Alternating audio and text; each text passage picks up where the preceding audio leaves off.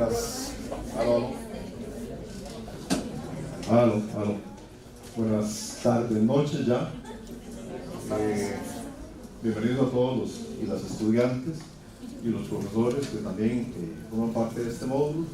En nombre de Catalina, de Oscar, de Alison, Silvia, que ahorita tiene el bebé, así que los que han llevado las clases con ella, ahorita son casi conducidos. Darle la bienvenida a Ana Gabriel Zúñiga Ponte, que viceministra de la presidencia del periodo anterior del gobierno 2014-2018, quien ha tenido la responsabilidad en este país de asumir el reto de echar a andar el concepto de gobierno abierto. Y hablo del concepto de gobierno abierto porque todavía no sabemos qué es el gobierno abierto. ¿Qué es? ¿Es una ideología? ¿Es una filosofía? ¿Es un paradigma? ¿Es un modelo? Y a eso precisamente lo que queremos ir dilucidando poco a poco. Y se nos ha convertido en un objeto de investigación para la Escuela de Administración Pública. Darle las gracias a Ana Gabriel por estar aquí. Ya en periodos anteriores ha estado, fue una experiencia muy interesante el haber nosotros también haberla tenido como ministra y haber tenido grupos trabajando con ella en el proyecto de echar a andar el gobierno abierto. Tenemos también aquí algunos compañeros, excompañeros y compañeros todavía de la carrera que van a hacer su trabajo de graduación sobre este tema. Así que agradecerles la atención. Vamos a hablar unos 50 minutos más o menos conversando. Nos interesa mucho conocer cuál ha sido el proceso y cuál ha sido el impacto propiamente en la gestión de lo público. Se puede cambiar la administración pública, es factible. Puede ser el gobierno abierto una palanca de cambio para la gestión pública. Bueno, eso es lo que vamos a estar conversando. Nada más agradecerles y agradecerles nuevamente a Ana Javier y a todos los micrófonos. Ana Gabriel. Ana Javier es mi otro colega para administración. Y ahorita viene. La otra Ana Javier. La otra Ana, sí. Sí, Ana Gabriel. Entonces, todos suyos. Y cuando falten, ¿cómo es? 10 minutos. 10 minutos me hacen muecas. O me pellizcas y no me callo. Muchísimas gracias. Adelante. Gracias. Muchas gracias, Roberto. Muchísimas gracias. Es un placer estar acá con ustedes. Es mi primera vez en un espacio público no siendo viceministra. Entonces, hola. Ay, ya me están boicoteando. Hola. Es que usted tiene maña. Dios. Hola. Aló. Bueno, igual voy a la capela.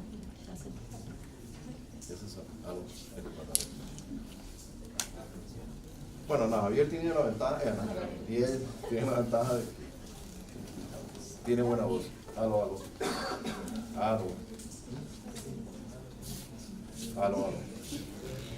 Bueno, vamos a seguir.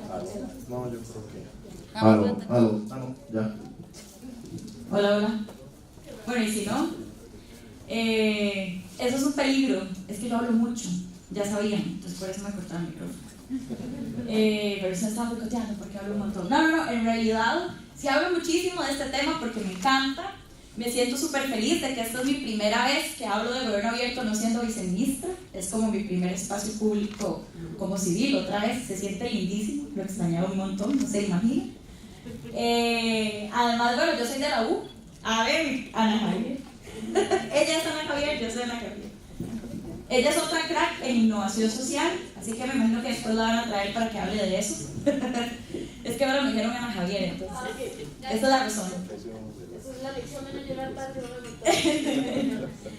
entonces se siente muy bonito porque esta es mi casa, la U. Yo soy de acá, yo estudié Derecho y Ciencias Políticas. Y la verdad es que se siente muy bonito que en una clase se reitere, aún con un cambio de gobierno, una agenda que es muy importante. Una agenda que en el contexto latinoamericano en el que nos encontramos, que es muy complejo, es una agenda urgente. Ya dejó de ser una moda y es lo primero que les voy a pedir. Dejemos de pensar que esto es una moda. Y conforme voy a ir conversando con ustedes, les voy a ir dando argumentos de por qué esto no es una moda. Es un mandato que nuestra Constitución tiene desde el 48 y reafirmado en el 2003 cuando se hace una reforma importante al artículo 9.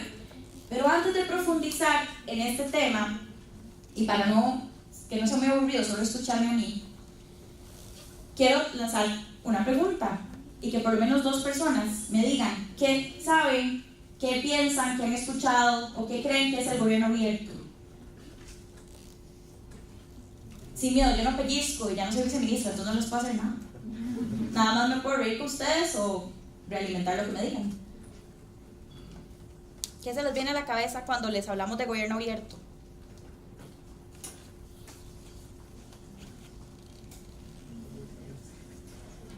Está duro ese examen. No nos hagan quedar mal, ¿verdad? Sí, básicamente lo que hemos visto en clase es más bien que además de que hay apertura por parte de la administración de recibir retroalimentación, ¿verdad? De cómo se están dando los bienes y servicios, que las personas pueden ser copartícipes e incluso generar sus propios emprendimientos. Más o menos van por ahí. Ok, me gusta. Ahorita le realimento. ¿Y alguien más? Tal vez no lo que han visto en clase. Cuando ustedes les dicen gobierno abierto, ¿qué sienten? Es a lo que, bueno, tengo entendido de acuerdo por una capacitación que llevé con el IFED, en conjunto con el viceministerio de Juventud, con ese tiempo estaba José Ricardo Sánchez, que el gobierno abierto no es un... De hecho, había gente de mi equipo ahí, en esa capacitación. ¿En serio? Ajá. Habíamos visto que no era un proyecto de un solo gobierno o que fuera pasajero, sino que es como un cambio constante que involucra a los ciudadanos en la gestión de proyectos, en la participación ciudadana, en una mayor exigencia a través de la rendición de cuentas, y nosotros vimos diferentes mecanismos para hacerlo, como cuáles, recursos de amparo, habeas corpus, también habíamos visto los diferentes mecanismos de rendición de cuentas como el informe presidencial, los informes municipales, entre otros. Excelente. ¿Cuál es su nombre? Daniela. Daniela. Voy a realimentar lo que dice Daniela. Daniela hablaba de bienes y servicios. Yo les voy a pedir un favor, 2 favores. Durante estos 50 minutos y ojalá el resto de su carrera, en lo que les queda para formarse como administradores públicos, hay 2 cosas fundamentales que les quiero pedir. La primera es que dejemos de ver el Estado o el aparato público como el edificio, como la cosa tiesa de trámite burocrático. Sí, yo sé que es una pesadilla y todos nos tenemos que enfrentar a eso todos los días, pero el Estado no es eso, ¿ok? Por consiguiente, y el otro favor que les voy a pedir es que no veamos solo al Estado como un ente que tramita, genera, transa o administra bienes y servicios. Veamos al Estado como el garante de derechos humanos, ¿ok? Y para el gobierno abierto eso es fundamental. No hay un gobierno abierto si no hay un respeto absoluto a los derechos humanos de todas las poblaciones y de todas las personas que se circunscriben a los efectos y a las potestades de ese Estado. Y por consiguiente, como administradores públicos, lo más importante es entender que ustedes trabajan con personas. Y esa tal vez es la principal enseñanza que me dejó a mí 4 años como viceministra de la presidencia, liderando la agenda del gobierno abierto. Como bien lo decía Roberto ahora, no hay una única definición del gobierno abierto. El gobierno abierto son muchas cosas y lo podemos ver de acuerdo a nuestras pasiones, sentires o intereses, ¿ok? La administración Solís Rivera decidió en su momento que el gobierno abierto iba a ser el tercer pilar de su Plan Nacional de Desarrollo, y como administradoras y administradores públicos, ustedes saben que el PND es la figura macro de la planificación de política pública que va a tener como prioridad una administración en sus 4 años. Lo más lindo de todo ese proceso es que el expresidente Solís en su momento decide que el gobierno abierto es el tercer pilar, ¿ok? De la administración, al mismo nivel del combate a la pobreza, al mismo nivel de la agenda de desarrollo económico, ¿ok? Y eso es súper importante, porque es una agenda que había estado mucho tiempo abandonada a pesar de que hay un mandato constitucional muy claro al respecto. ¿Cómo decidimos entonces definir qué era el gobierno abierto? ¿Cómo lo ha entendido Ana Gabriel en este tiempo? Bueno, el gobierno abierto nosotros consideramos que sí es un nuevo paradigma y que viene a transformar la manera en la que históricamente el Estado se ha relacionado con la ciudadanía. ¿Ok? ¿Cómo es esa manera que históricamente se ha relacionado el Estado con la ciudadanía? De manera vertical, de manera impositiva, de manera burocrática, de manera cotidiana en una zona de confort. ¿Qué es el vacío que tiene el Estado en su ejecución del día a día? Falta de innovación, claridad e integralidad en la ejecución de la agenda de derechos humanos, participación ciudadana, co-creación, colaboración, diálogo. Entonces, cuando la administración Solís entra, ¿en qué escenario nos encontrábamos en materia de gobierno abierto? Y esto se lo digo porque a mi parecer, me adelanto a responder la pregunta de Roberto, sí es posible transformar la administración pública y el gobierno es una de las herramientas más importantes para lograrlo. ¿Qué nos encontramos cuando entró la administración Solís Rivera? Nos encontramos un Estado, específicamente el Ejecutivo, altamente conflictuado con la sociedad civil. Diferentes sectores y poblaciones que no veían satisfechas sus necesidades inmediatas de diferentes tipos, en materia de infraestructura en sus comunidades, en materia de derechos humanos de poblaciones como las indígenas o la LGTB, falta de diálogo y negociación más fluida con sectores o gremios sindicales, ¿verdad?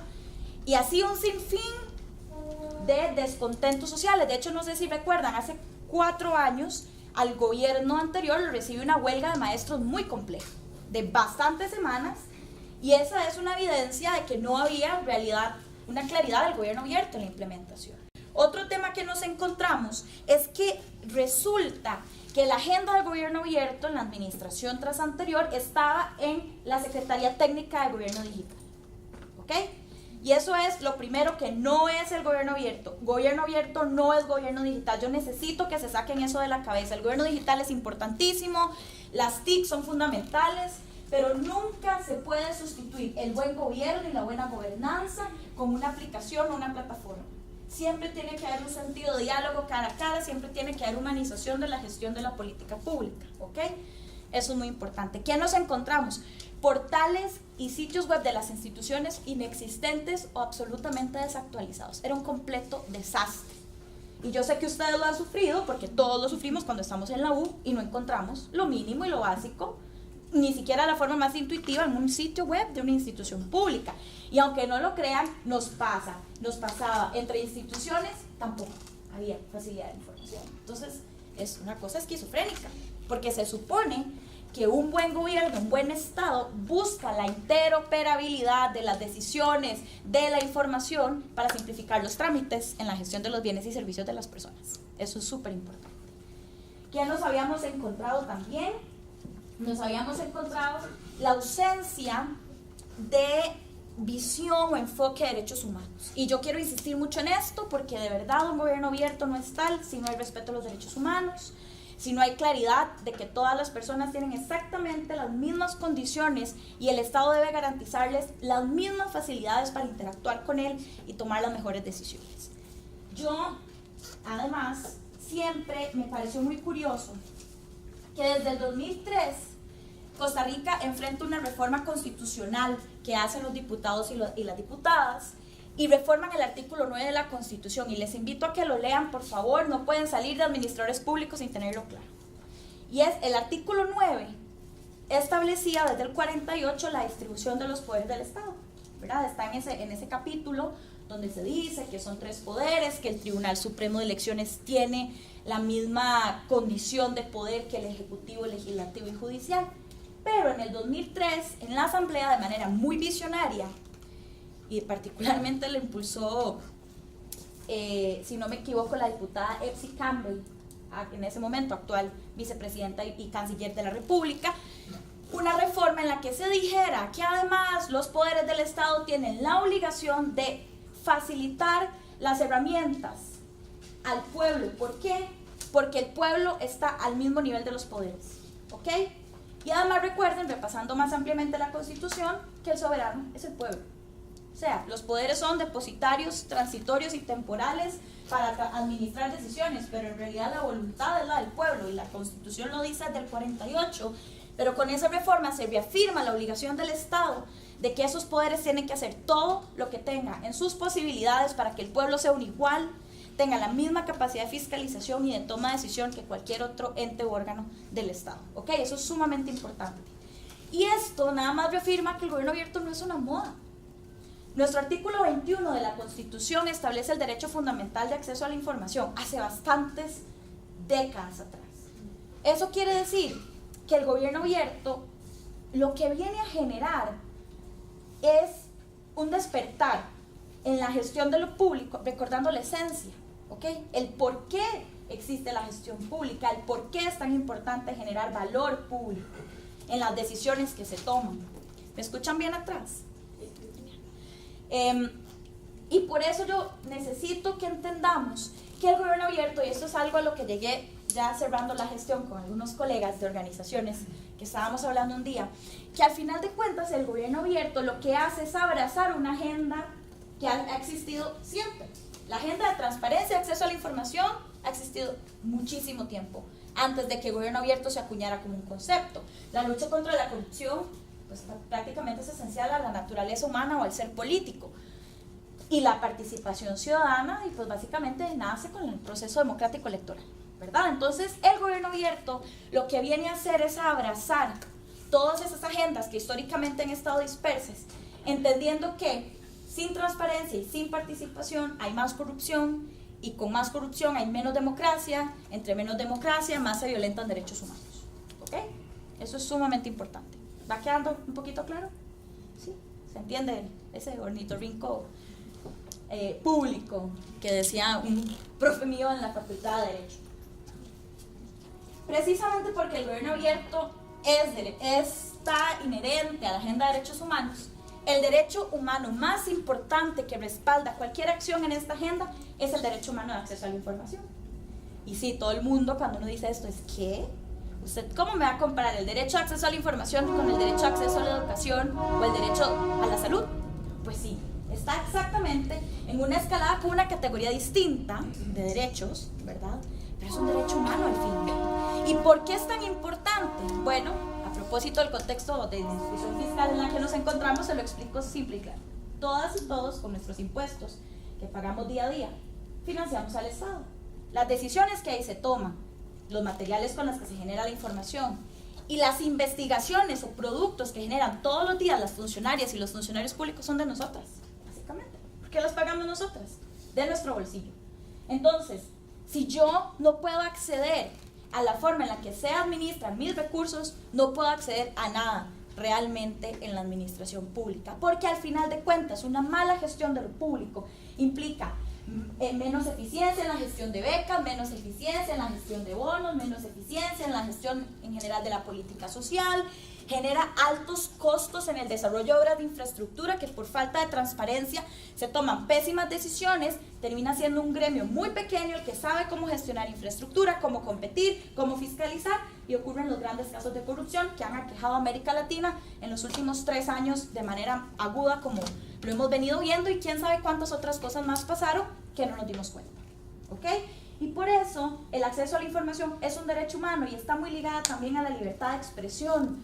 Cuando tenemos información, tenemos medios que pueden generar investigaciones de calidad y por consiguiente identificar cosas que tal vez en el día a día el resto de la ciudadanía que trabaja para llevar el sustento a sus casas o estudia para tener una carrera o cualquier otra situación, pues no puede hacerlo, y un periodista enfocado en eso sí.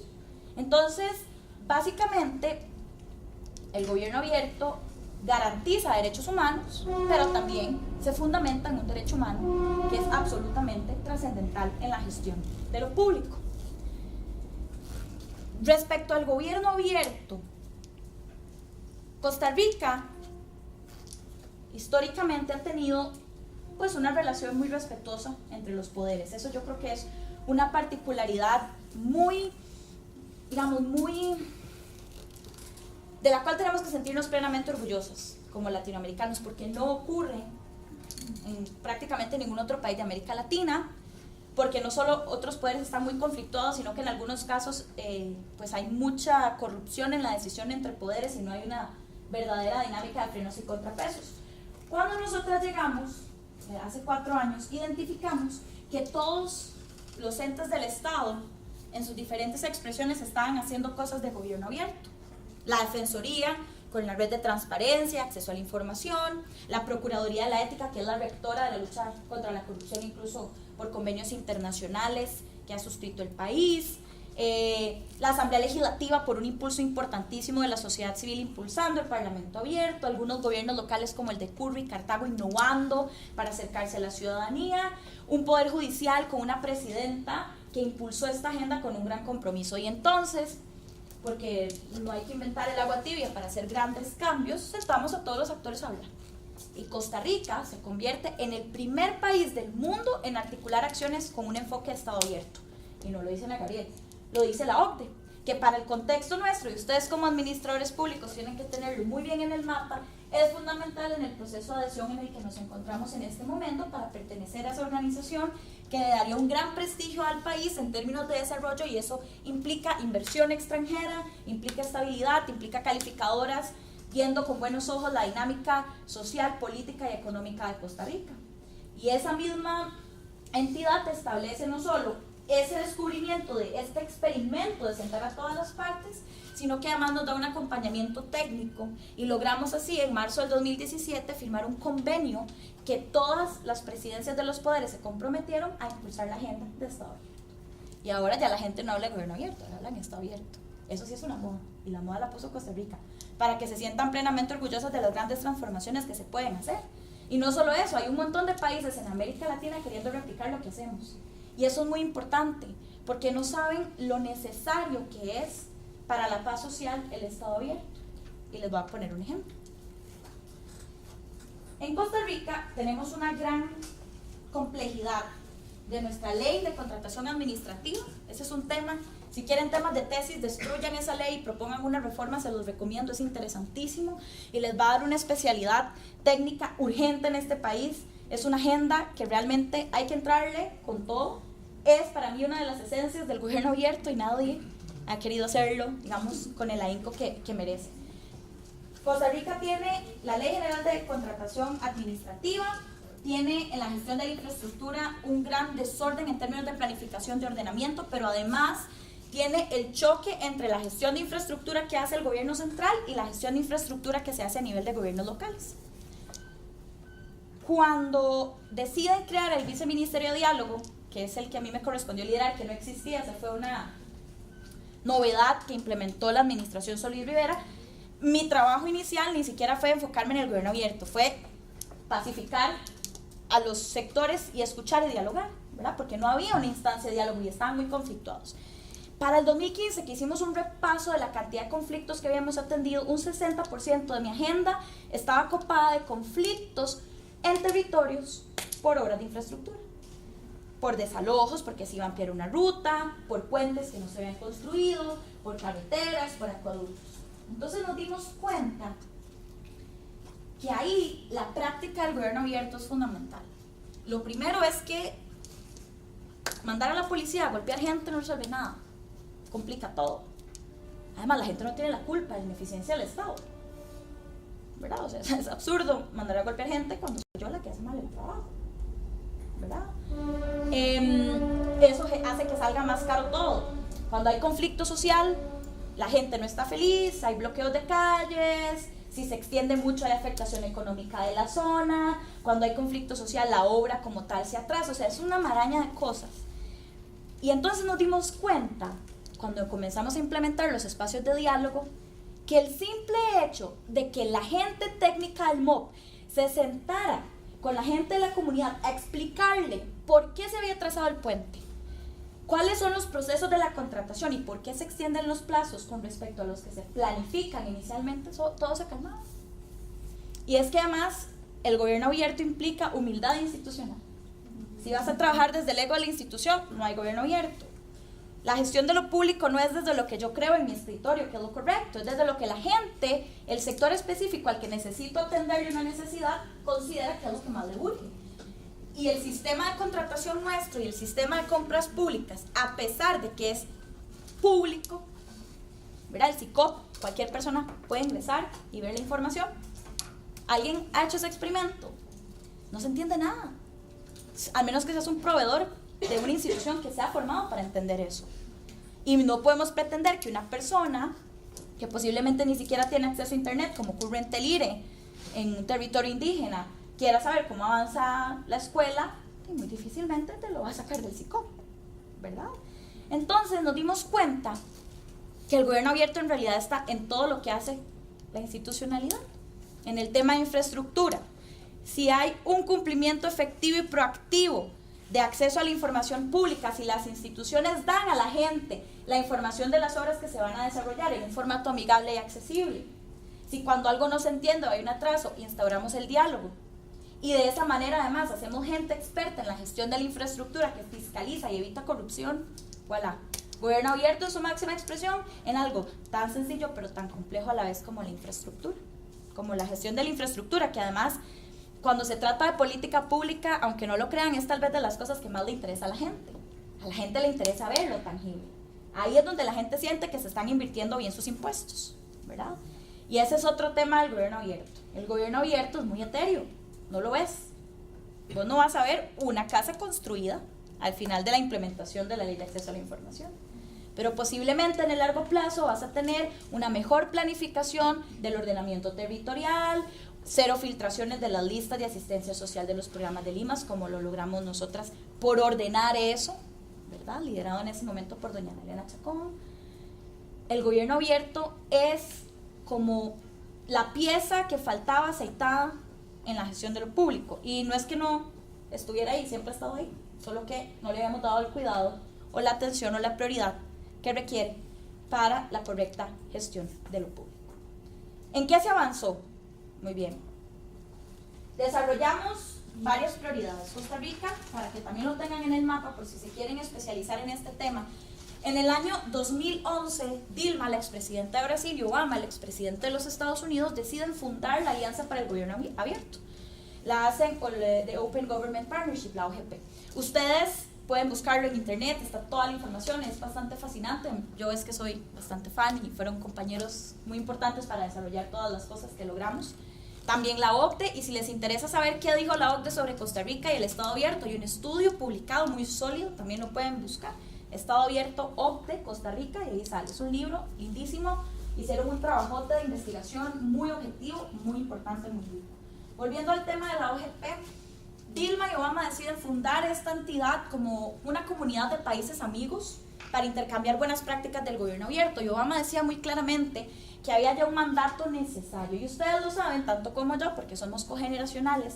Ya nosotros no nos satisfacemos con simplemente ir a votar cada 4 años, ni siquiera nos interesa estar, algunos de ustedes, en mi caso pues sí, naturalmente, pero muchos de ustedes están en un partido político porque no ven ahí satisfechas sus necesidades o su capacidad de incidir y de transformar la sociedad.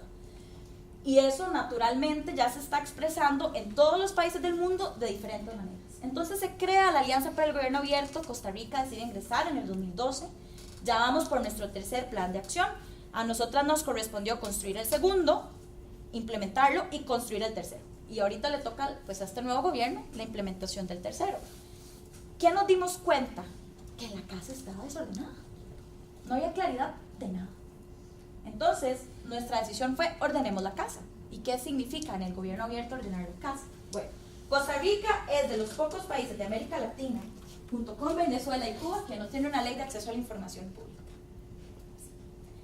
A ver, muy tranquilas porque la Sala Constitucional ha sido muy prolífica en la generación de jurisprudencia que resguarda el derecho humano de acceso a la información, y esa precisamente ha sido la excusa para no tener una ley. Pero ¿qué es lo que pasa? Que cada vez que una persona quiere ir por información está a la merced de un funcionario o funcionaria que si no le da la gana no se la da, y entonces la persona tiene que ir a judicializar su solicitud y esperar a que la sala diga que dé un resultado favorable o no favorable, que son todos favorables. Pero ¿me entienden el absurdo?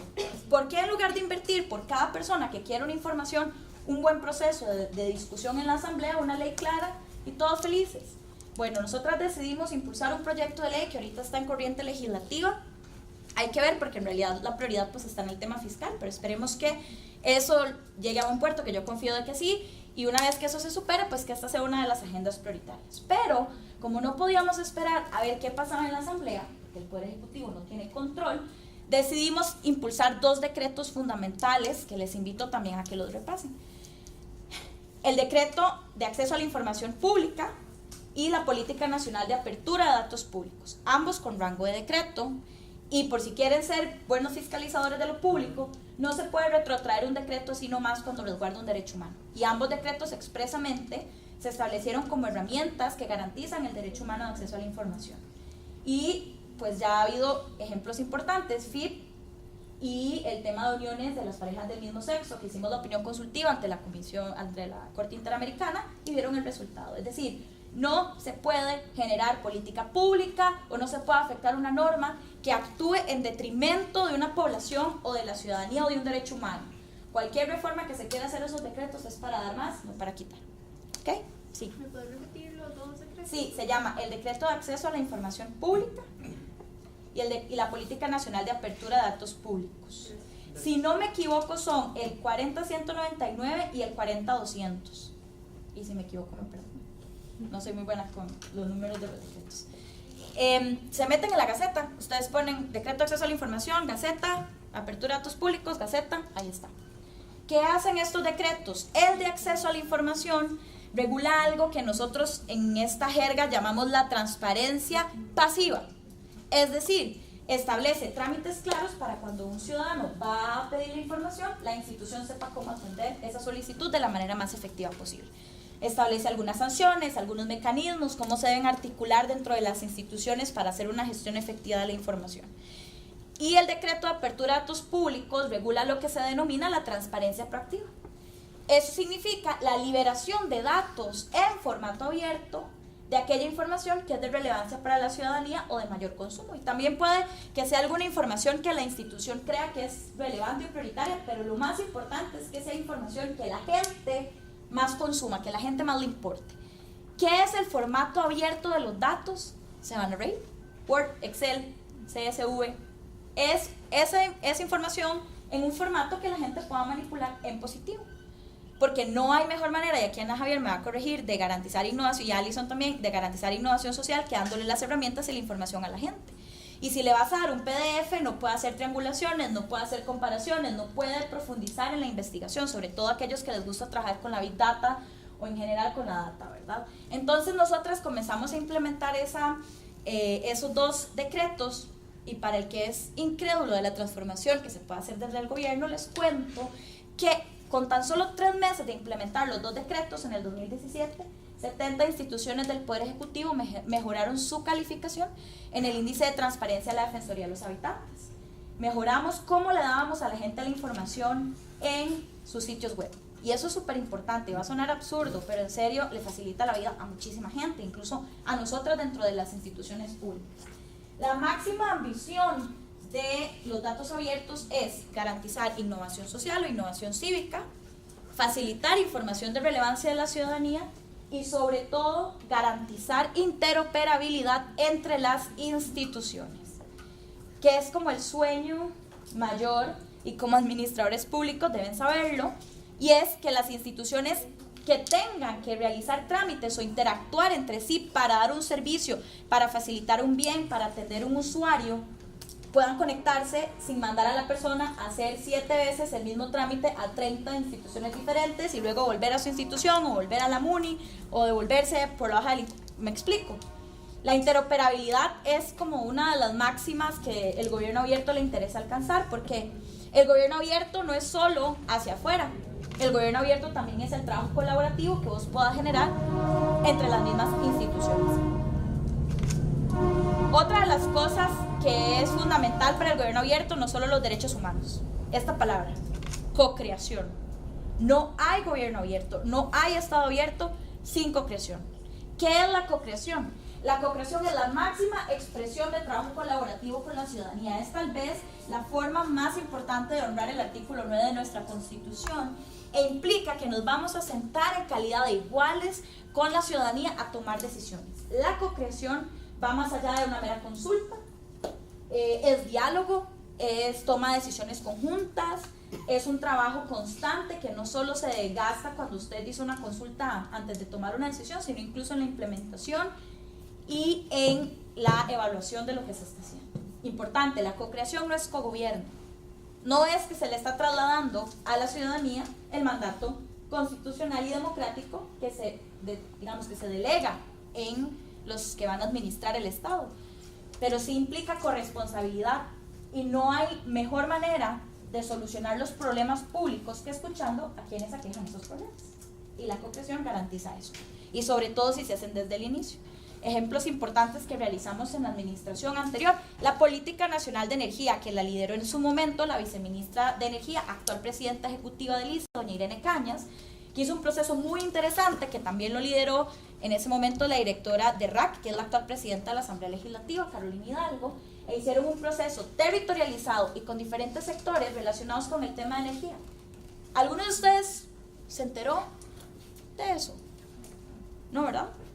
Y aunque no me lo crean, eso es positivo. Siempre hay que mejorar la difusión de lo que se hace, pero ¿por qué es positivo? Porque significa que no hubo escándalo relacionado con una de las agendas más polémicas en Centroamérica, la gestión de la energía, y en una política que es en el largo plazo. Ese diálogo evitó un escándalo que hubiera sido un Cruzitas 2.0, si no se hubiera gestionado de la manera correcta. Otro de los esfuerzos interesantes de co-creación que me correspondió asumir directamente fue la co-creación del Mecanismo General de Consulta para Pueblos Indígenas.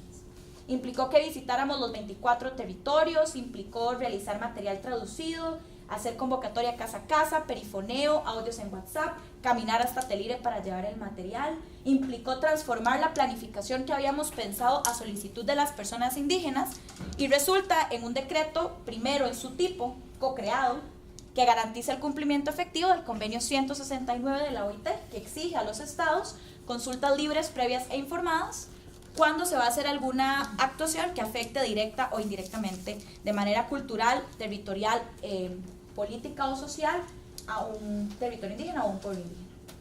Esos son ejemplos positivos. Pueden ver también esos materiales, los pueden googlear. También está el Facebook Gobierno Abierto Costa Rica, el Facebook Consulta Indígena Costa Rica y las respectivas páginas web donde pueden ver cómo se avanzó y cómo se generaron estos insumos. Una de las cosas que precisamente nos habíamos dado cuenta con los grandes índices de conflictividad social es que a los funcionarios públicos se les había olvidado cómo dialogar con la gente. Sí. Aunque ustedes no lo crean, el ejercicio más rupestre de la humanidad, que es comunicarse, se nos olvida cuando estamos ahí adentro. Nos absorbemos pensando que somos edificios grises que tramitan cosas, bienes y servicios de la gente. Y se nos olvida que somos personas y que atendemos personas. Se nos olvida escuchar y se nos olvida hablar. Y entonces una de las cosas que salió publicada la semana pasada, y eso me tiene muy feliz, es que ya Costa Rica cuenta con un protocolo de diálogo democrático. Esto quiere decir que ya hay un manual que dice un ABC muy ligero, muy tímido, pero claro e interesante, para que los funcionarios y funcionarias puedan articular diálogos con la ciudadanía ante dos escenarios: para atender un conflicto, es decir, algo que no se planeó, ¿verdad?, o para co-crear política pública, como estos dos ejemplos que les mencioné anteriormente. Esas son herramientas que están ahí, que son súper interesantes, que son súper importantes y que garantizan un Estado más abierto. Buenas noticias, lindas noticias. Justicia Abierta va avanzando muy bien. Eso es otra cosa y yo sí tengo que hacerlo porque tengo la obligación como costarricense. Tenemos que sentirnos plenamente orgullosas del sistema judicial que tenemos. Y en esto yo tengo que decirlo. No va a haber un Estado totalmente abierto, totalmente ausente de corrupción, totalmente transparente, totalmente participativo. Es casi imposible, no hay nada perfecto, todo es constantemente perfectible. E independientemente de situaciones aisladas que nos hacen sentirnos un poco frustrados, enojados, avergonzados de cosas que pasan, el sistema judicial, la solidez y la transparencia del costarricense no tiene, digamos, comparación en la región, y es algo que mucha gente aqueja. Y yo debo reconocer en doña Zarela, una mujer valiente que creyó en la agenda de justicia abierta y la posicionó a nivel regional e internacional. Y ahora tenemos un poder judicial implementando políticas de apertura de datos, acaban de lanzar hace 2 semanas su política de justicia abierta, están comenzando a digitalizar expedientes y procesos, y no sé si alguien estudia derecho, yo es que soy de formación abogada, y cuando yo hice mis consultorios jurídicos, que es la práctica profesional, una de las cosas más desgastantes en los circuitos judiciales es el trámite de pensiones alimenticias, porque además es cíclico. Primero demandan los hijos y cuando los papás se hacen viejitos demandan a sus hijos, entonces es una cosa que no acaba. y siempre hay una gran densidad de expedientes. Cuando vos vas a una de los circuitos en las salas de pensiones, ves todos los expedientes, las personas que te atienden ni siquiera se ven en la cantidad de expedientes, e hicieron un ejercicio hermoso en Cartago que lo van a replicar en el resto de los circuitos judiciales, donde digitalizaron los expedientes de pensiones alimentarias a tal nivel que no solo llegas, ya no ves expedientes, ves a la gente, ya no tenés que hacer filas de horas, sino que el juez o la jueza llaman a la persona del caso para recordarle su notificación y su cita para la audiencia judicial. Entonces eso es Estado abierto. El Estado abierto, dejemos de pensarlo nada más como que yo voy a transparentar la planilla o en qué se gastan los viáticos. Vean, les juro que eso no tiene nada de valor en el PIB del país y mucho menos en el gasto público. Hay cosas más importantes y hay cosas más fundamentales que le cambian la vida a la gente. Eso no quiere decir que la publicación de la planilla o los viáticos no sean importantes, son fundamentales, por supuesto, porque es algo que le genera interés a un sector como el periodístico, y además es una agenda de Contraloría Pública, de las finanzas, de auditoría, sí. Pero en la gestión de lo público es más importante esas cosas que hace el Poder Judicial que le cambian la vida a la gente. Me explico, por lo general quienes están más sujetas a ser personas, actoras en procesos judiciales de pensión alimentaria son quienes tienen más complejidades económicas, un porcentaje importante, y esa gente pues tiene que pedir permiso sin goce, faltar al trabajo, que a veces tienen que hacer 3 turnos para poder ir a hacer ese trámite. Si nosotros les podemos facilitar eso a esas personas, eso para mí es la verdadera justicia abierta, y esas son las cosas que tenemos que garantizar y que tenemos que procurar. Municipalidades abiertas. Iniciamos un experimento muy lindo que se llamaba la Ruta Muniz Abiertas, donde garantizamos un intercambio estratégico entre el Poder Ejecutivo y algunos gobiernos locales que estaban un poquito rezagados, o potenciamos buenas prácticas con gobiernos locales muy desarrollados. Si quieren conocer buenos ejemplos de municipalidades abiertas, Palmares, la Muni de Palmares tiene posiblemente el mejor portal de datos abiertos. En materia de innovación, la de Curridabat y Cartago han tratado de implementar herramientas tecnológicas que garantizan y facilitan trámites a las personas. Otra municipalidad que está comenzando a hacer actuaciones importantes es la de Moravia, Barba. La de Heredia Central también tiene una gestión hermosa de su sitio web. Y Montes de Oca, que es aquí. La vecina Marcel, que es el alcalde más joven, está súper comprometido con la agenda, igual que Diana, la vicealcaldesa. De hecho, el día de mañana nos vamos a reunir para iniciar un proceso lindísimo que permita pues institucionalizar aún más la MUNI abierta dentro del gobierno local. Y, insisto, MUNI abierta, Poder Judicial abierto, Asamblea abierta, Gobierno abierto, es desde una super aplicación como el expediente único de la caja que está comenzando a implementar, o la solicitud de citas para no tener que hacer filas madrugadoras en el EVAIS, o son procesos de diálogo y de intercambio con la ciudadanía. Es tener a un alcalde y una vicealcaldesa rindiendo cuentas en el parque, que es un centro de, digamos, de encuentro, de convivio ciudadano. Entonces, ustedes pueden ponerle el nombre de gobierno abierto a lo que quieran que esté en eso, ¿verdad? Porque ahora es parte del proceso que hay que hacer. Ahora hay algunas personas que publican una foto en Facebook en su reunión y dicen que eso es gobierno abierto. Eso no es gobierno abierto. Eso es rendición de cuentas mínimo, pero eso no es todo el gobierno abierto, ¿ok? Que nosotros tratemos de encajar las grandes transformaciones en el gobierno abierto no quiere decir que todo lo que hacemos todos los días es gobierno abierto, porque si no se pierde pues el nivel de ambición que este nuevo paradigma o este concepto requiere para dinamizar realmente la democracia. Y poniéndome sumamente teórica, como buena politóloga que soy, o me considero, que estoy en proceso de formación todavía, el gobierno abierto o el Estado abierto es un dinamizador de la democracia.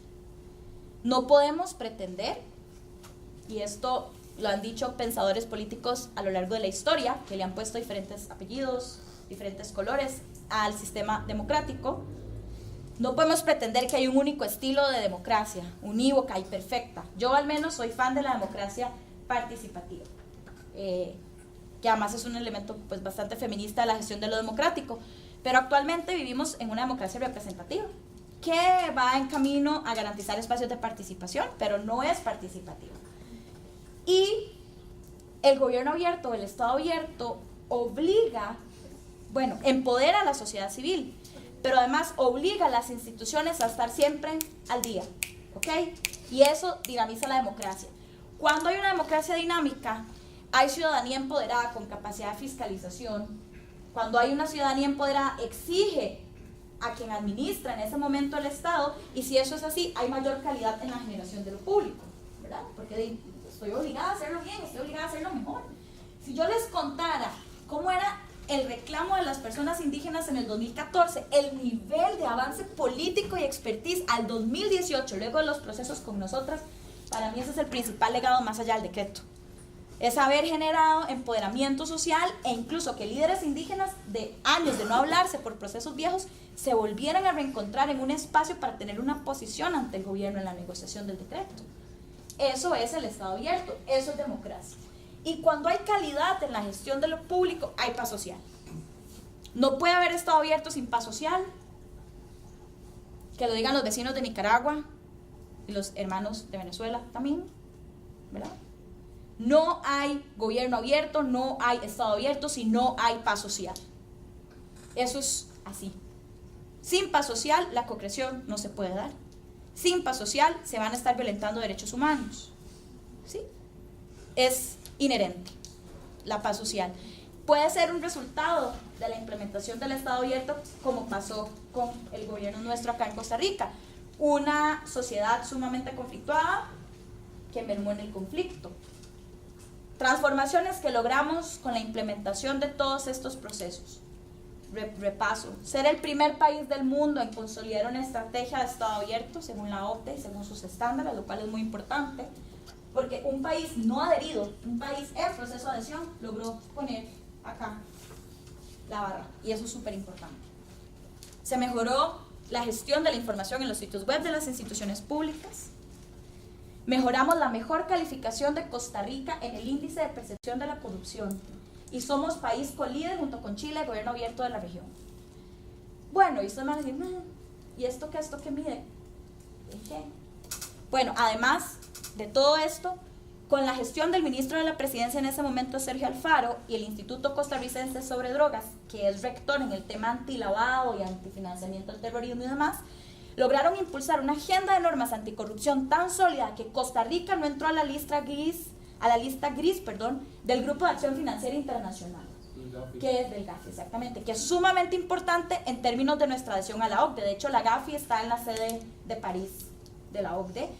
Y les invito a leer más sobre este grupo, sobre cómo se hizo el proceso para no entrar a la lista gris, qué significa entrar en la lista gris. Todas estas cosas garantizan un buen posicionamiento del país hacia afuera. Eso implica mayor inversión extranjera. Eso implica mayor interés de generar cosas en este país. Eso garantiza más empleo. Si hay empleo, hay menos conflictividad. Si hay inversión extranjera y hay oportunidades iguales para todas las personas, hay menos inseguridad ciudadana. O sea, es un montón de cosas muy buenas que ahí es donde ustedes comienzan a tangibilizar el gobierno abierto. No es un puente, pero es paz social. No es un puente, pero son derechos para todas las personas. Y posiblemente para alguna gente, como la población LGTB, es más trascendente poderse amar libremente en público, ¿ok? Sin que a nadie le importe, que el puente a la salida de su barrio. O en un territorio indígena puede que sea más importante el acceso al agua que los no indígenas que ocupan su territorio. ¿Ok? Es tan diverso que el gobierno abierto tiene que tener esa capacidad de entender esta diversidad de agendas. Y lo más importante para mí, yo creo que el resultado o la mejor muestra de que el gobierno abierto y la capacidad con voluntad política de transformar las cosas es que según el Estado de la Nación fuimos la administración con la menor conflictividad social registrada, digamos, desde hace ya muchos gobiernos atrás, y en una línea del 92 somos tal vez la administración con menos conflictividad social. Esto es muy importante porque demostró que con el diálogo, con la co-creación, con la escucha, con la humildad, con la horizontalidad, salirse del escritorio, salirse del edificio, abrir las puertas, entender a la gente, conocer las realidades, es lo que garantiza una democracia real. Y eso es sumamente trascendental y sumamente importante en la gestión del Estado abierto y del gobierno. es muy importante que haya, digamos, una crítica también de lo que se hace. Cosas que todavía nos hicieron falta. Nos hizo falta, nos hace falta como gobierno, como Estado, invertir en esto. La ley de presupuesto público, la ley de presupuesto nacional es una ley muy tiesa, tiene unas partidas muy específicas. Por lo general se tiende a alinear lo relacionado con transparencia a comunicación y difusión, y tiende a ser la partida que más recortan en la Asamblea Legislativa, porque entonces dicen que es campaña del gobierno para garantizarse 4 años más en el poder, etc. Entonces es una agenda que no tiene, digamos, que no ha encontrado una sostenibilidad presupuestaria real. Y Costa Rica tiene una dificultad, y es que nosotros somos país de renta media alta. Eso quiere decir que no somos atractivos para la cooperación internacional, como otros países vecinos, como Nicaragua, como Guatemala, como Honduras, ¿verdad? Entonces eso es un reto gigante. Otro reto, porque ahora yo soy sociedad civil, entonces tengo que decirlo porque hay que serlo, es una agenda muy elitista, es una agenda de privilegiadas y privilegiados. Somos muy poquitos y muy poquitas las que entendemos de eso, las que entendemos el poder que tiene, el gran impacto que puede tener en otros sectores y poblaciones. El gremio en sociedad civil del gobierno abierto es muy pequeño, y eso es un reto, tiene que ampliarse. Hay que hacerse un esfuerzo para que los ecologistas, las feministas, los grupos de activismo en derechos humanos, los pueblos indígenas, los sindicatos, las comunidades, las asociaciones de desarrollo, etcétera, etcétera, etcétera, comprendan que aquí, en esta agenda, en la liberación de información, en la obtención de datos, en el acompañamiento de fiscalización, de la gestión de lo público, hay mayor efectividad en la garantía de que las políticas públicas se adapten a sus necesidades. Ese es un reto gigante. Me hizo falta, o nos hizo falta, o hace falta, mucha formación y mucha capacitación, muchísima. Eso es una deuda enorme, y no es imposible. Costa Rica formó la primera generación de dateros y dateras, funcionarias públicas, gracias a una colaboración entre la UCR, el BID, la Iniciativa Latinoamericana de Datos Abiertos, y formamos a 135 funcionarios y funcionarias públicas en la apertura de datos. Yo tenía un auditorio así de lleno y con estas caras, porque nadie quería hacerlo, porque les habían dado una tarea más, porque qué pereza más trabajo, porque no entiendo cómo se hace, todavía se quejan, ¿verdad? Pero luego de año y medio de trabajar con ellos, nosotros ya íbamos a dejar el gobierno y era como, ¿y ahora qué vamos a hacer? Y entonces abramos un WhatsApp, un Facebook, ¿cómo nos mantenemos en contacto? Etcétera, etcétera, etcétera, ¿verdad? Hay un colega de ustedes, Jorge Umaña, que para mí es como de los principales expertos de apertura de datos públicos en Costa Rica, por si quieren hablar con él. Él ahorita él trabajaba con nosotras, ahora está liderando el Fondo de Trust for the Americas de la OEA, y está trabajando de hecho en apertura de MUNIs abiertas. Pero él sabe muchísimo de esto y se los puede explicar mejor que yo desde la administración pública. Pero ahí es donde hay que invertir. No se trata de crear nuevas plazas, no se trata de crear nuevos procesos. Es de trabajar con lo que se tiene para llegar a un resultado real. A veces estábamos 5 instituciones haciendo lo mismo y nunca se habían hablado. Hasta que se hablaron y dijeron, esto es absurdo, porque también hay como esos egos, ¿verdad? Y como Costa Rica ha tendido a compartimentar un poco en su obsesión por tener un poder ejecutivo muy centralista, a veces hasta duplica cosas entre el mismo poder ejecutivo que no tienen sentido. Entonces, se trata de trabajar con lo que se tiene, se trata de formar gente. Y esta agenda, lo que más me gusta es que si hay una perspectiva, un paradigma, un concepto que obliga al funcionario público a innovarse todos los días, es el Estado abierto. Eso es una realidad. Y ya estamos teniendo un llamado muy grande: la agenda de cambio climático, la agenda de migraciones masivas, las solicitudes de refugio. La migración por cambio climático va a aumentar y fuerte, y entonces tenemos que comenzar a hablar de ciudades resilientes, ciudades inteligentes, ciudades sostenibles. Y esto no se puede hacer si no articulamos apertura de información, si no conjuntamos a todos los sectores. Otro de los temas que la cocreación garantiza y demás para tener éxito en el gobierno abierto es el diálogo multisectorial. ¿Ok? Les voy a dar ejemplos muy bonitos. La Comisión Nacional para el Gobierno Abierto, que está creada por decreto, está conformada por representantes del Poder Ejecutivo. Ahora quedó así como, casi lo logramos, pero no nos dio tiempo, una reforma a ese decreto para que ahora sea de Estado abierto. Y al principio les cuento por esta anécdota porque me encanta, como un decreto no puede obligar a los otros poderes, porque es solo para el Ejecutivo, nosotros no incluimos a los poderes en la propuesta de reforma todas las sesiones, sino que les íbamos a incluir cada 3 meses, sin voz, o sea, con voz pero sin voto. ¿Para qué les dije eso? Me dijeron, este nivel de exigencia, no, queremos venir a todas las sesiones con voz y con voto. Y yo dije, ya, se logró el objetivo. Tenés a los poderes del Estado exigiéndote estar en el espacio, exigiéndote trabajar colaborativamente, aún sabiendo que un decreto no es vinculante para ese poder, pero hay voluntad política y eso es sumamente importante y costó 4 años, pero qué dicha porque logramos esto. Y lo logramos no solo en los altos jerarcas de los poderes, sino en funcionarios de mandos medios o funcionarios de planta que son los que lideran estas agendas, y eso es sumamente importante.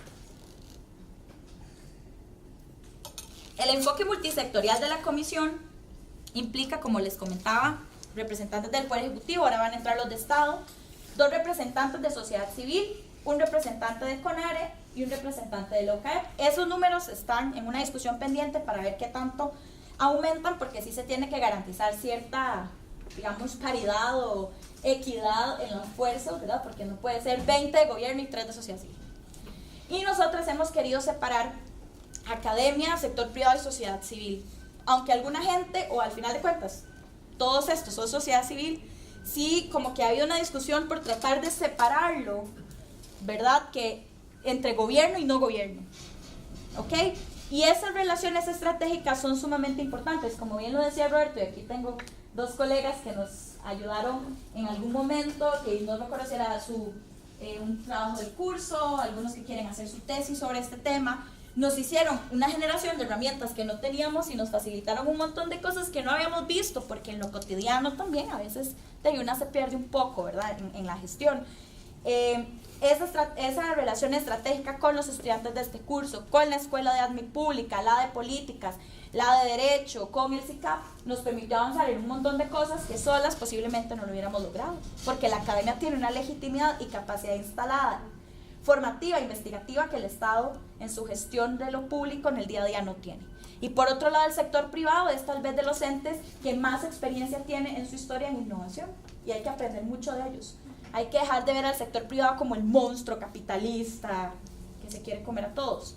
Eso no quiere decir que no hay que ser críticos con todos los sectores, pero de todos los sectores se puede aprender. El Estado no es perfecto, la sociedad civil no es perfecta, la academia tampoco y el sector privado tampoco.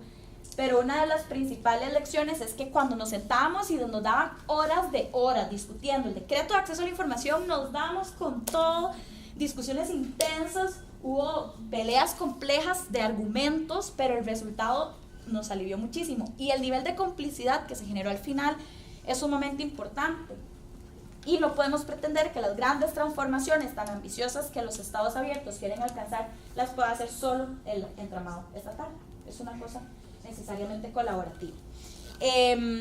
Otro ejemplo importante es el grupo multisectorial de la iniciativa COAST para Costa Rica. COAST, por sus siglas en inglés, es Transparencia para el Sector de la Construcción. Es una iniciativa que nace en Reino Unido, llega a Costa Rica, o nos enteramos entre 2015 y 2016, y en 2017 nos adherimos formalmente. Desde el Reino Unido exigían que hubiera un ente multisectorial para la toma de decisiones, y en este caso lo que se pretende es que COAST permita que este grupo multisectorial fiscalice algunas obras de principal interés y que genere realimentación en la gestión de lo público, pero además que cuente con una plataforma que permita que cualquier ciudadano o ciudadana pueda fiscalizar las obras públicas. Nosotros ahí tuvimos un problema de difusión durante todo el gobierno. En eso fallamos, una muy mala gestión de la comunicación, digamos, nos costaba un poco difundir muchas de las cosas bonitas y buenas que hicieron mis colegas jerarcas en esos 4 años, y hasta las propias. Les invito a meterse en el mapa inversiones.mideplan.go.cr, mapa inversiones, así, mapa inversiones.mideplan.go.cr. Es una plataforma que nos desarrolló el BID, que ya había hecho una similar en Perú y Colombia, que vuelca toda la información de los proyectos que están en el banco de proyectos de Mideplan.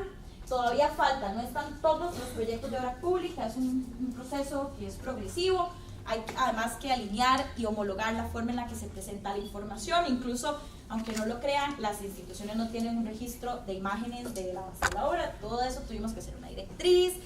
Y además, innovamos en Costa Rica respecto a Perú y Colombia porque agregamos una pestaña de diálogo ciudadano para que la gente pueda hacer fiscalización en tiempo real y decir, este cronograma decía que a hoy ese puente ya estaba en la tercera etapa y ni siquiera se ha picado la piedra que va a abrir la calle. Entonces, sube la foto, dice, ¿verdad? Es muy interesante. Hay mucho que mejorar a la plataforma, el entendimiento, qué tanta información se da, no toda la info está en formato abierto, son cosas que hay que trabajar, pero hay algo que también me enseñó el gobierno abierto. Siempre nos pasamos quejando de todo, siempre. Y al tico le encanta. Pero una de las lecciones de vida en la gestión de lo público es que se esté haciendo mal o que no se haya hecho nunca o que estemos atrasados respecto a otros países no quiere decir que no haya que empezar por algo. Entonces hay que empezar por algo, hay que escarbar, hay que equivocarse, hay que meter las patas para llegar al objetivo. La gestión del Estado abierto de mi equipo y mía no fue perfecta, cometimos un montón de errores, pudimos haber hecho 3 veces cosas más, pero había que empezar por algo, había que ordenar la casa, había que entender el sector, había que posicionar al país afuera, estábamos muy rezagados y lo logramos. Cierro diciendo, porque ahora en realidad me interesa que pregunten y que me digan si no entendieron nada, trataré de repetirlo en 3 minutos. Pero básicamente lo que les quiero decir es, sí se puede transformar lo público, no es fácil, pero no es imposible. Se puede, con trabajo colaborativo, con humildad, con co-creación, con diálogo multisectorial, con innovación y con ganas de ser. Vean, muchas de las cosas que hicimos yo no tenía ni un 5, literal, ni un 5, y lo hicimos, a puro corazón. Y eso es lo que les quiero decir. El administrador público no administra solo políticas públicas. Gestiona, garantiza derechos humanos de la gente. Y ustedes son personas, y los que trabajan en lo público son personas. Y hay que entender que se equivocan, y escucharnos, y apapacharnos, y trabajar juntos. Es mucho más bonito así. Muchísimas gracias.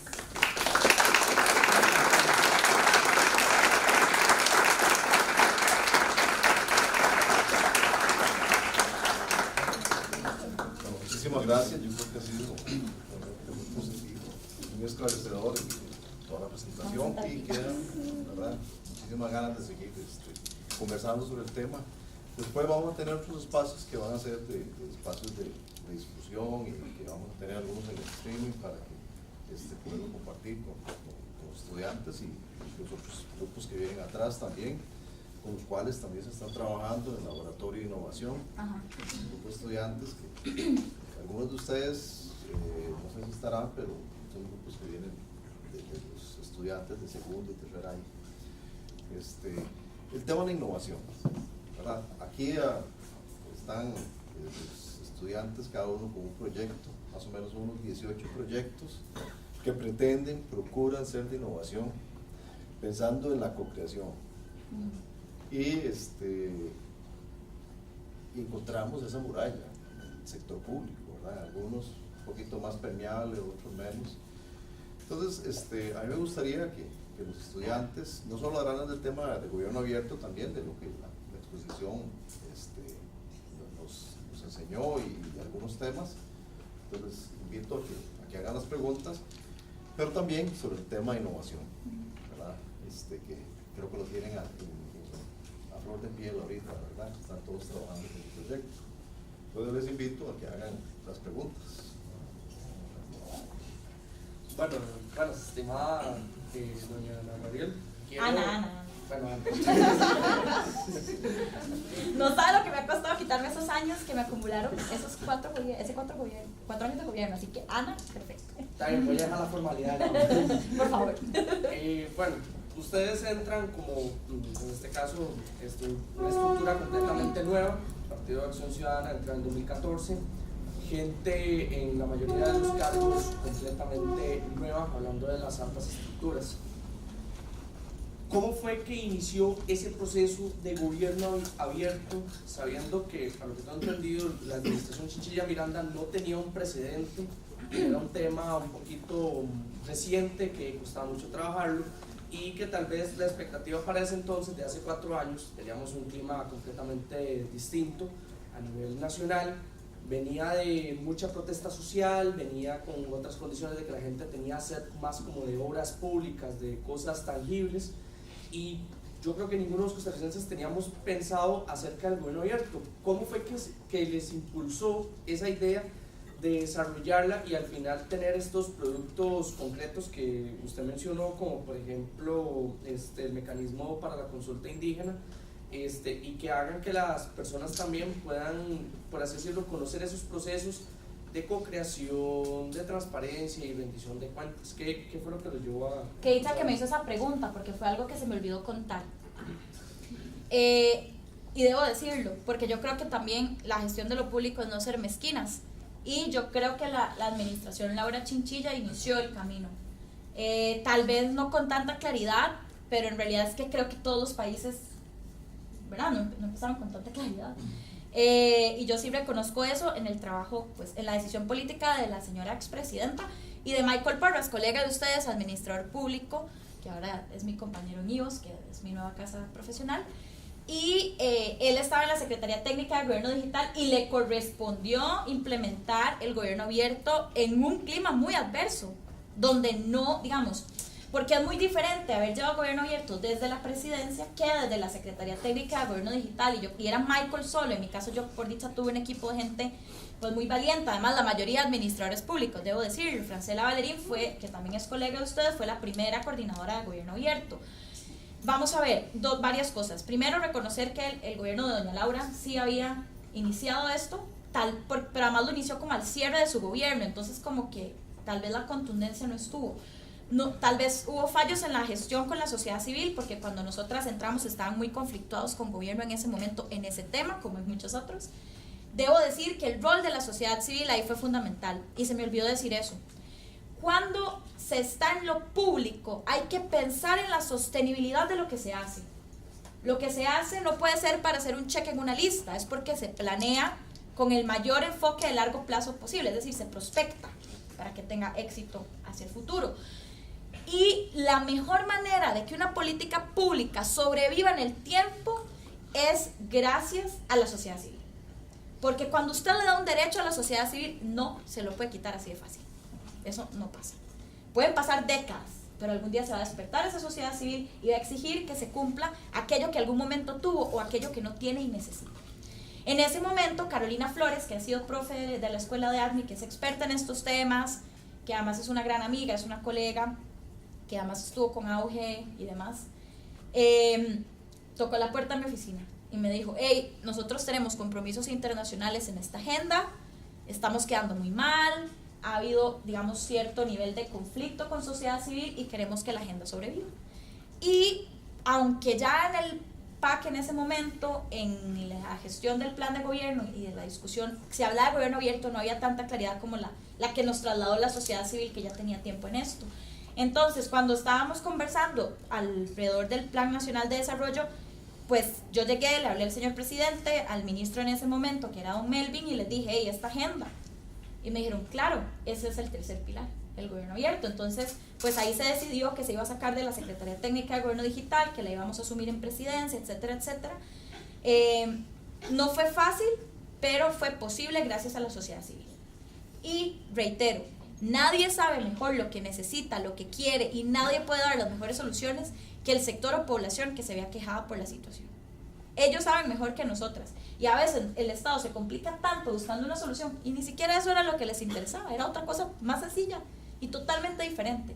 Entonces creo que eso es tal vez el porqué y cómo fue ese inicio gracias a la sociedad civil, que a pesar de que al inicio estábamos súper confrontados, y que lo digan a Javier, que era tal vez de las principales críticas, porque es pues experta en el tema, y en ese momento había demasiado, se quería demasiado y había tanto atraso, ¿verdad?, que la frustración generaba esa exigibilidad, pero creo que aprendimos a trabajar juntas, y eso permitió, pues, en todas las agendas en general, mis colegas de gobierno, yo les reconozco eso, que era un equipo de gente súper humana, con un nivel de capacidad de conectarse con su sector lindísima, entonces se lograron cosas súper interesantes. Muchísimas gracias. En este proceso, a mi grupo le correspondió trabajar con la Asamblea Legislativa. Y me surge como ahora una duda un poco, y especialmente porque sos abogada, ¿verdad? Entonces puedes tener como una amplitud en relación a eso. Vamos a ver, hay leyes que son como un bloqueo para poder generar el Estado abierto o gobierno abierto, o que dificultan, ¿verdad? O que hacen más lento este proceso. Entonces, dos preguntas. ¿Cuáles fueron las mayores dificultades en cuanto a legislación, digamos, o a cuestiones ya establecidas, ¿verdad?, en la administración pública que les dificultó el proceso de gobierno abierto? Y dos, ¿cómo se podría llevar a al poder legislativo o a la asamblea legislativa alguna propuesta innovadora que permita que los diputados y las diputadas puedan empezar a implementar desde el momento de la creación de la legislación, ¿verdad?, perspectivas o ideas, o que las leyes ya vayan impermeadas de gobierno abierto, de simplificación de trámites, ¿verdad?, que creo que es muy importante, porque de nada hacemos metiendo leyes y leyes, ¿verdad?, que luego más bien van a ser contrarias, y es mejor que de una vez salgan como con esa perspectiva. Pero es posible, ¿verdad? Sí, como todo es posible con voluntad política, pero es un poco complicado. Yo además fui asesora legislativa hace algunos años atrás, y aprendí muchísimo. Y lo que sí es cierto, vamos a ver, voy a empezar por la segunda pregunta y luego te respondo la primera. La Asamblea Legislativa tiene un defecto gigante, y que no es culpa de los diputados que llegan cada 4 años. Tal vez la responsabilidad de los diputados que llegan cada 4 años es no querer resolverlo. El tema es que Costa Rica históricamente fue bipartidista, ¿verdad? Hasta que llegó el PAC, que irrumpió en la Asamblea, y luego pues la administración anterior que fuimos gobierno. Pero el reglamento de la Asamblea está hecho para el bipartidismo, no para la cantidad de fracciones que hay en este momento. Si usted me pregunta una propuesta innovadora, que ni siquiera es innovadora porque lo viene diciendo mucha gente hace mucho rato, es una reforma sesuda del reglamento de la Asamblea Legislativa. Es urgente reformar el reglamento de la Asamblea. Eso normativamente como abogada. Como gestora o creyente, evangelizadora, como usted me quiere decir, del Estado abierto y de la innovación, ¿sabes qué? Creo que sería lindísimo que la Asamblea tenga, y que desde la academia sería muy chiva, un observatorio de la corriente legislativa. Y eso quiere decir que se haga un monitoreo de la cantidad de proyectos de ley que hay en cada comisión legislativa, y se haga un análisis sesudo de qué tanto aporta al marco normativo vigente, qué tan necesario es, si está duplicando o no funciones de las normas existentes. Y otra cosa que yo haría en ese laboratorio es que analizaría la normativa vigente en diferentes áreas: ambiente, infraestructura, contratación administrativa, ley, todo lo relacionado con lo fiscal, gasto público, ley de presupuesto nacional. O sea, lo segmentaría y valoraría la norma vigente para identificar cuáles son las reformas urgentes. Yo como abogada o egresada de Derecho les puedo decir que no urgen tantas normas nuevas, es reformar las que ya están. Y muchas veces por crear normas nuevas para decir, uy, yo creé esta norma, está generando un caos normativo. Hay otras que sí son urgentes o necesarias, pues porque el ritmo de lo humano y lo social va mucho más rápido que la generación de la ley. Eso es un principio en el derecho y es así, lamentablemente, aunque debería ser pues al revés. Por ejemplo, la ley de transporte eléctrico, ¿verdad?, que es súper importante, súper necesaria, no hay nada que lo regule, se necesita. Pero hay otro montón de cosas en el tema social, en el tema ambiental, que no tiene que pasar por una ley nueva. Es incluso agarrar y derogar 7 leyes y dejar una y hacerle 3 reformas. Entonces, no sé, hay que buscarle un nombre más atractivo que Observatorio de la Corriente Legislativa. Eso suena muy ñoño y no suena tan innovador, pero estoy segura que usted va a encontrar un nombre más chiva, y ese es un tema que urge, porque nadie hace eso. Porque la dinámica de la Asamblea es muy absorbente entre el control político que le tienen que hacer al Poder Ejecutivo, los nombramientos que se tienen que hacer cada cierto tiempo y la gran cantidad de normas que se intentan producir. ¿Me explico? O por ejemplo la ley del matrimonio igualitario, eso es importante. Todo lo relacionado a los derechos sexuales y reproductivos, que nuestra Ley General de Salud pues todavía es un poco incipiente en algunas cosas. Sí, eso requiere norma nueva, pero hay otro montón que no. Y por ejemplo, yo priorizaría las horas de tiempo de 3 comisiones legislativas, la de económicos, la de jurídicos y la de sociales, y la sentaría a trabajar la reforma de la ley de contratación administrativa. Eso es súper importante. También crearía alguna especie de consejo consultivo más allá de las consultas vinculantes o no vinculantes que están en el proceso legislativo, porque esas consultas no te nutren, no es co-creación, no discutís, no comparás, no, es como muy machotera, me explico, entonces no nutre realmente la discusión. A ver, y te estoy diciendo cosas que no tienen mayor rigurosidad jurídica o complejidad jurídica, es una necesidad que usted escucha de la gente y de los sectores que se involucran con ciertas normas. Eso es mi recomendación. Y cuando entramos al gobierno abierto, creo que la principal dificultad no es la norma que yo tenía. La norma que yo tenía fue mi principal herramienta para hacer cumplir las cosas. El artículo 9 de la Constitución Política y el artículo 21 son suficientes para hacer grandes transformaciones. Pero obviamente mi vida hubiera sido más fácil con una ley de acceso a la información, con una partida en la ley de presupuesto nacional dirigida al tema de rendición de cuentas y transparencia. Y en realidad no, yo creo que fue muy interesante toda la comprensión de la gran cantidad de normas que pueden haber en torno a esto, ¿verdad? Entonces, no puedo decir que sentí una mayor traba, en realidad creo que tenía demasiado que hacer porque tenía demasiadas normas, la de control interno, todo el tema de las auditorías, recomendaciones de la PROCU, o sea, tenía demasiado más bien que no se había implementado nunca. Entonces más bien no es preguntarnos, ay, la ley en qué me está entrando, es qué de lo que está ahí puedo hacer y potenciar. Una pregunta más. Buenas, ¿cómo está? Está bien. Mi nombre es Jorge y ahorita hablamos del tema fiscal y usted hablaba de la ley de acceso a la información que no era prioritaria relacionado con el tema fiscal y que sí se le está dando la prioridad existente. Mi pregunta va por qué no ver el tema de acceso a la información como algo que también viene a aportar para el tema fiscal, o usted lo podría calificar como no, para mí está un tema que aporta o más importante. Es más importante que gestión fiscal. No es más importante, es tan importante. ¿Cómo? Porque cuando vos tenés transparencia y la gente conoce en qué se invierte, confía en que realmente la situación está complicada y que se tienen que tomar esas decisiones fiscales.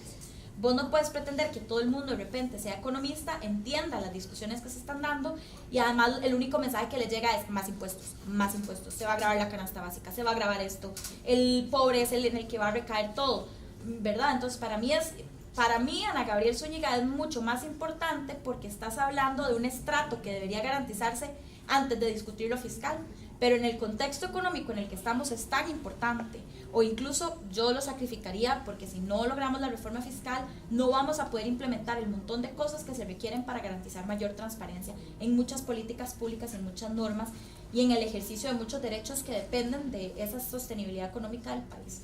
Entonces, antes de una crisis fiscal, naturalmente, esa ley es más importante.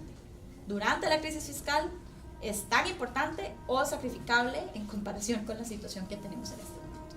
Gracias. ¿Alguien más? Sí.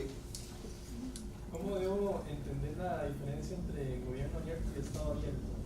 Ok, eso es una cosa muy politológica, muy abogadil. El gobierno abierto naturalmente, o la tendencia que se había estado implementando, era que toda esta nueva relación de lo público, de la concreción, de la transparencia y demás, debía ser solo del Poder Ejecutivo. Cuando hablamos de Estado abierto, incluimos la justicia abierta, el Parlamento abierto y las MUNIs abiertas, o incluso el Tribunal Electoral abierto.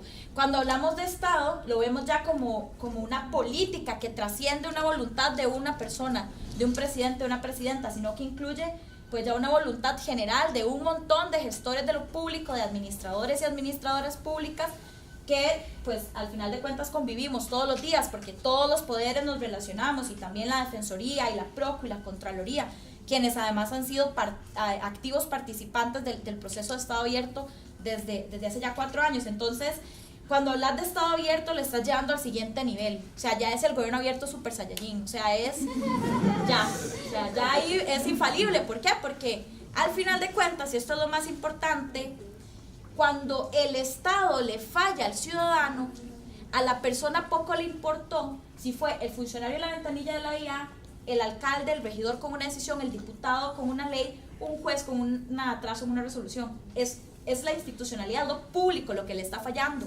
Y eso es lo que hay que entender, que obviamente el Poder Ejecutivo es quien administra y se relaciona, digamos, mucho más diariamente porque gestiona muchas cosas como los servicios públicos, como los bonos de vivienda, la educación pública, la salud, obvio, pero no se reduce ahí. Y por ejemplo las MUNIs vienen a ser agentes fundamentales que deberían permearse del gobierno abierto o del Estado abierto porque son los vecinos de nosotras. O sea, es la primer estrato que debería ser súper abierto y que a veces, no a veces, y que en realidad terminan siendo los más corruptos. Y eso lo dice pues mucha teoría y muchos índices también. ¿Una más? Sí, bueno, además de los ejemplos que ya diste de políticas co-creadas, ¿hay algún otro ¿sí? que sea nacional? Ajá, la Política Nacional de Apertura de Datos Públicos nos acompañó la OEA. Ese fue un diálogo nacional con más de 100 personas de academia, sector privado, de organizaciones o expertos a título individual y funcionarios públicos que nos sentamos por varios meses a discutir cómo veíamos esto, cómo hacer gobernanza de los datos abiertos, qué necesita la gente, qué tenemos en las instituciones, cómo podemos ir avanzando en esa agenda. Vamos a ver, políticas co-creadas. Bueno, la Mesa de Diálogo LGTB dio como resultado una serie de reformas que impulsamos doña Ana Elena y yo en el marco de esa mesa que garantizaron derechos de esa población. El INDER realizó varios procesos de diálogo y de co-creación, digamos, de intervenciones territoriales importantes. Vamos a ver, hay muchos ejemplos, lo que pasa es que ahorita se me olvidan. ¿Qué otro? Bueno, se me olvidó. Se me olvidó, pero esos son algunos ejemplos de políticas co-creadas que dieron un resultado. Ya me acordé. La acción que lideró la ex viceministra de Transporte Elisa Castillo, que se llamaba Costa Rica se mueve, Costa Rica se mueve, que generó una serie de diálogos con diferentes sectores dirigidos a la sectorización y al pago electrónico. Y también los acompañó la DINARRAC. Eso fue también un proceso súper interesante de co-creación de política pública. Muy, muy, muy, muy lindo. Y hay muchos más, pero ahorita me acuerdo de esos. Una última pregunta, me toca a mí. ¿Qué podemos esperar en los próximos años acerca del gobierno abierto? Así sacando la bolita cristal, ¿cómo lo ves? Bueno, a nivel de Costa Rica, veo y espero, porque además creo que después de hoy espero tener muchas más personas fiscalizando y exigiendo gobierno abierto. Veo una Costa Rica muy bien posicionada y marcando la pauta regional como lo comenzó a hacer estos 4 años, veo haciendo eso. Creo que el proceso electoral que enfrentamos este año demuestra el nivel de involucramiento social, el nivel de interés de involucrarse, de tomar decisiones, de incidir y de que pues, los derechos humanos, la apertura, la paz social sea lo que impere. Entonces creo que eso es una buena expresión de que mi generación y las próximas pues tenemos muchas ganas de incidir y que vamos a llevar el Estado abierto a otro nivel. Y tengo mucho optimismo, a pesar de lo doloroso que va a ser y que está haciendo en este momento, que América Latina va a dar un giro importante. Hay algo, y aprovecho esta pregunta que me hace Roberto, que creo que es muy importante. Históricamente, a América Latina nos han dicho cómo hacer las cosas, ¿verdad? Lean de teorías del desarrollo, autores de teorías del desarrollo como Stiglitz, lean a la CEPAL. ¿Qué ha pasado históricamente? Las grandes potencias, que yo odio esos términos de primer mundo y demás, llegaron a ser potencias económicas violentando una gran cantidad de derechos humanos en sus propios países y en nuestros países latinoamericanos, ¿verdad? Y entonces de repente América Latina tiene que ser una región de primer mundo, pero con un montón de reglas que ninguno de esos países, potencias, cumplieron o cumplen, ¿verdad? Y una de las cosas que yo vaticino para América Latina en gobierno abierto y en Estado abierto es que vamos a darle que hablar al mundo. Porque a pesar de que a veces tenemos un montón de presas, que no solo pasa en América Latina, hay mucha inseguridad, hay narcotráfico, hay un montón de gente valiente y resiliente como la de Nicaragua, como la de Colombia, como la de Venezuela, como la de Perú, Argentina y Chile en su momento, Paraguay, Uruguay, que se han sostenido y que, digamos, reaccionan con mucha innovación, con mucho amor y con mucha cultura cívica. y creo que América Latina va a dar todo de qué hablar, porque si hay algo que estamos aprendiendo en este momento, en este gremio, es que no necesariamente tenemos que replicar lo que hacen los demás. Aquí en casa se pueden hacer grandes cosas. Es dejar de tener miedo a creer que porque es aquí en casa no es tan chiva como lo que está afuera. Y les invito a que hagan eso.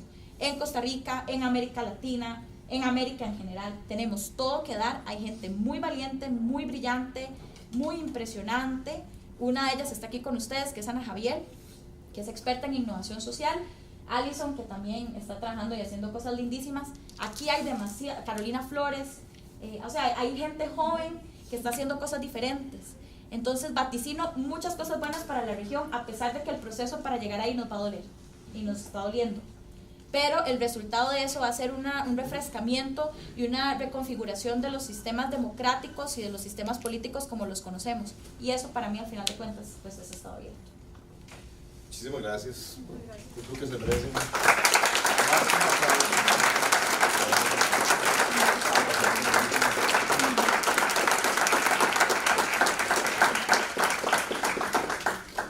Bueno, yo creo que hemos oído un resumen, porque en realidad de este tema es muy amplio. Lo que sí a mí por lo menos me enorgullece es que estamos tratando en la escuela de hacer aportar ese granito de arena, y cuando yo pienso en Ana Javier, Alison, en Jorge Maya, en Marcela, en el mismo Michael Porras, o sea, ellos estuvieron aquí igual que ustedes oyendo sobre estos temas y salieron de estas aulas y de estos cursos. Carolina fue profesora nuestra de este módulo hasta cuántos semestres ya no pudo estar, pero se ha venido construyendo este nuevo enfoque que realmente la idea es que permee y cambie la administración pública, que cambien no solo desde el punto de vista de gestión, sino también desde el punto de vista de hacer la política, de la política y de hacer la política, una forma de hacer la política. Pero definitivamente hay algo que sí es importante, hay un cambio generacional, y ustedes representan ese cambio generacional. Ana Gabriel representa ese cambio generacional, es una forma diferente de ver a la sociedad, de ver entender que las personas y la sociedad es el soberano. Nuestras generaciones, don Oscar, ¿verdad? Tal vez no estuvimos tan conscientes de eso, nos costó mucho. Hubo que llegar a procesos hasta sacar un doctorado para poder entender. Y nuestros padres tal vez jamás pensaron en eso, ¿verdad? Hay una clase política, una casta política, grupos que toman el poder, y usted era de un partido desde que nacía hasta que se moría, y eso estaba estampado y tenía su dueño político. Nuestra generación, pues, es una generación ¿verdad? Por la revolución, la generación que generó el cambio de industrialización del país, 60, 70, pero también se arrastró mucho esa falta de conciencia de que el pueblo es el soberano. Y a partir de ahí, estas nuevas generaciones tienen una conciencia diferente. Las elecciones que pasaron fue una muestra de eso. Y yo por eso soy optimista en el sentido de que ese cambio generacional nos va a permitir realmente un cambio de lo político, de la cultura y de la forma de gestionar lo público, ¿verdad? Más allá de los servicios, con un enfoque de derechos, y eso es permanente. No va a ser circunstancial. Bueno, definitivamente muchísimas gracias, y como siempre te vamos a seguir pidiendo, ¿verdad? Eventualmente para sus trabajos o algunos trabajos final de graduación, que en algún momento también les di alguna conversación. Si quieren se anotan mi correo, si quieren saber más o tener algún insumo extra, es ana.zaponte@gmail.com. ana.zaponte @gmail.com. Zaponte, sí, ana.zaponte @gmail.com. Igual me pueden encontrar en Facebook, Ana Gabriel, y eso es. Ahí estoy. A la orden. Bueno, muchísimas gracias. Para efectos de la grabación, esto va a estar en la página. Sí, vamos a cortar la grabación aquí para darles